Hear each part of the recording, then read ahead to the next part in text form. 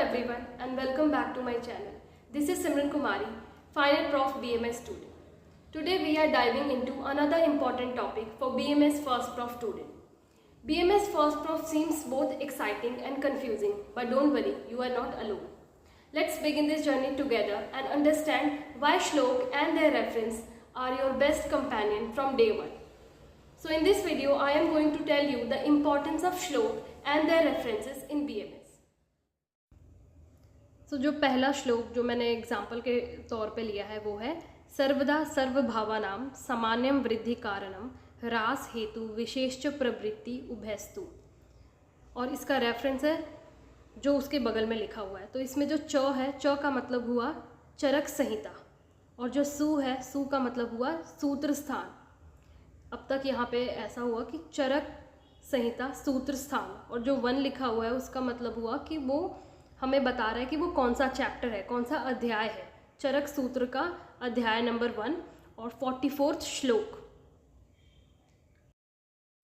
एक बार फिर से, जो च है वो चरक संहिता का डिनोट कर रहा है, और जो सु है वो चरक संहिता के सूत्र स्थान को डिनोट कर रहा है, और जो 1 है, 1 का मतलब वो बता रहा है हमें कि वो कौन से चैप्टर का है, कौन सा अध्याय है, और जो 44 है वो किस चैप्टर के कौन सा श्लोक है, तो 44 श्लोक। तो अभी ये जो श्लोक है वो चरक संहिता सूत्र स्थान के फर्स्ट चैप्टर का 44 श्लोक है।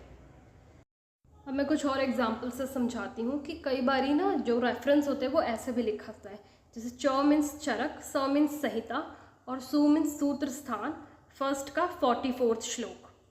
और जो दूसरा है वो चरक संहिता, च मीन्स चरक संहिता, नी मीन्स निदान स्थान, फर्स्ट चैप्टर का 12th श्लोक।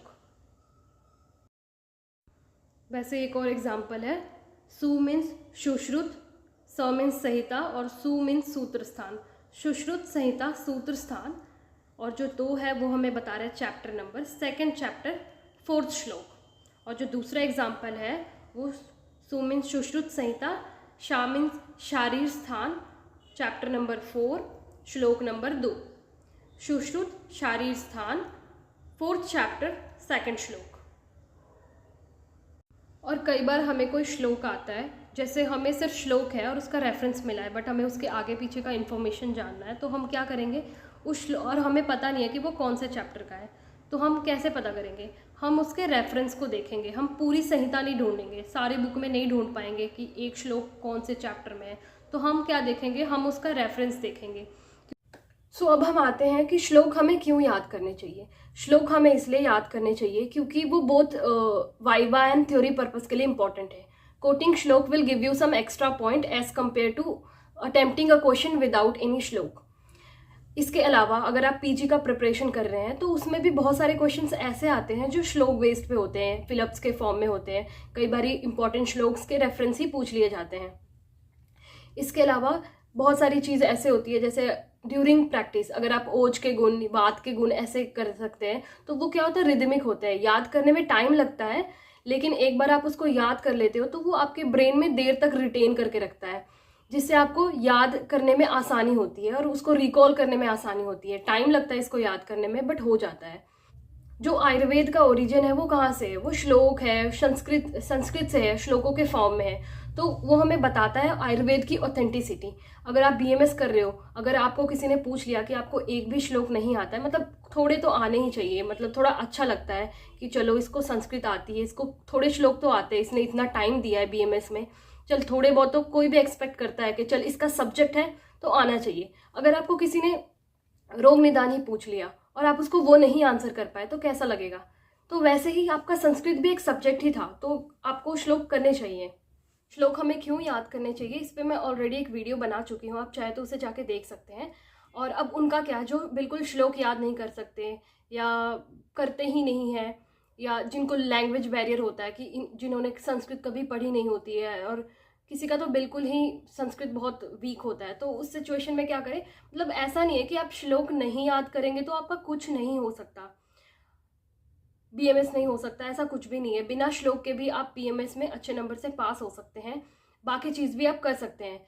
लेकिन कुछ कुछ क्वेश्चन तो जो श्लोक बेसिस पे ही आते हैं पीजी एग्जाम में। और अगर आप हिंदी भी अगर उन श्लोकों की अच्छे से लिखे तो आप फिर भी अच्छे से पास हो सकते हैं। जैसे एक एग्जाम्पल के फॉर्म में मैं बताती हूँ, वात के गुण, तत् रूक्षो लघु शीतकर सूक्ष्म चलो अनिल। तो ये क्या है ना कि ये अष्टांग हृदय चैप्टर 1 सूत्र स्थान का है। तो ये श्लोक में ना वात के गुण बताए हुए हैं। तो तत् रूक्षो मतलब रूक्ष, लघु, शीत, खर, सूक्ष्म और चल, वो क्या आता है, वात के गुण है, सामान्य गुण है। तो ये श्लोक के फॉर्म में सेम वही आ रहा है। अगर आप इनको भी अच्छे से हिंदी में लिखते हैं तो आप पास हो सकते हैं। और ऐसे बहुत सारे एग्जाम्पल्स हैं, जैसे ओज के गुण हो गए, विष्ट के गुण हो गए। इसके अलावा बहुत सारे ऐसे श्लोक हैं, अगर आप उनकी हिंदी वर्ड टू वर्ड लिखें, वर्ड टू वर्ड आगे पीछे चल जाएगा, बट अगर आप हिंदी भी सही करते हैं ना तो आप बहुत अच्छे नंबरों से पास हो सकते हैं। तो घबराने की कोई ज़रूरत नहीं है अगर आप श्लोक नहीं कर पाते, बट करना चाहिए मेरे हिसाब से। तो मतलब थोड़े बहुत तो आने ही चाहिए। Thanks for turning in. That's all for today. More exciting videos are on the way. Hit like, share and subscribe.